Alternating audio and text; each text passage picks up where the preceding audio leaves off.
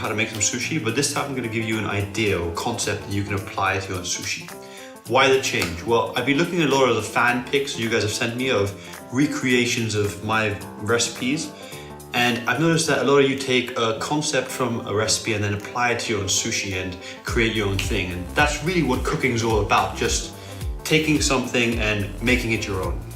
So, with that in mind, I'm going to create a series of videos, hopefully a lot of them, that will give you ideas that can elevate your sushi to make it more interesting and more appealing and more different to normal sushi.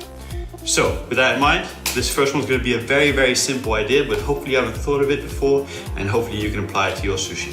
So let's get going, let's do this.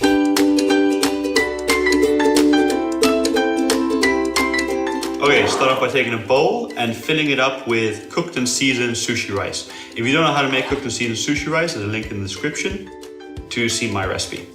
All right, now I'm going to take some food coloring. It comes in multiple colors. I'm just going to pick one, the green. You can find these food colorings in the description below also. And I'm just going to take a fork and dip into it and then spread it across the sushi rice just like this. And then slowly fold it in and work it into the sushi rice, making sure not to destroy any of the sushi grains because you don't want to end up with mushy rice. So once you fully coated the rice, then you just want to leave it sit for about 5-10 minutes so it soaks into the rice and doesn't stain your hands. All right, now I'm going to show you an example of what it can do. I'm going to take half sheet of nori and just roll a simple uramaki sushi roll.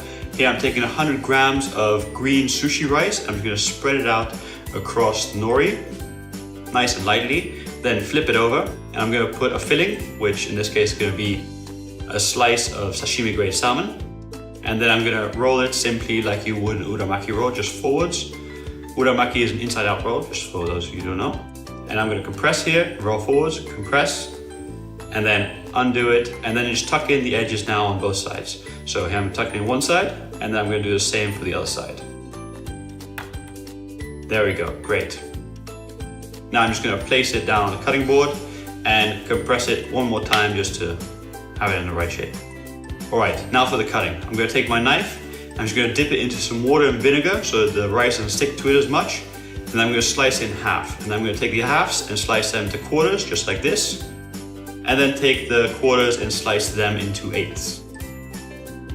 There we go, nearly done.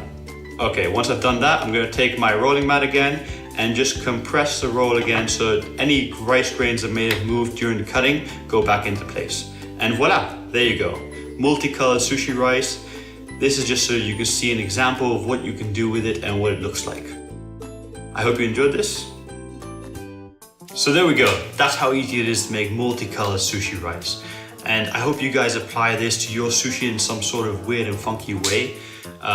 Like for example, I was thinking an all orange sushi roll where you have an orange salmon with carrots and orange sushi rice on the outside, topped with carrot and ginger sauce, which is orange, and then sprinkled with dehydrated carrot shards, which I think would be awesome. It would just be funky and all orange, and I bet it tastes great too. I gotta probably make that. Now, I would love to know what you guys would do. Leave it in the comment section below so I can read it.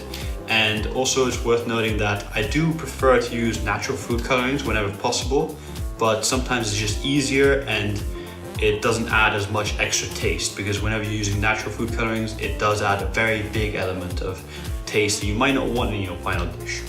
So, thanks for watching. Please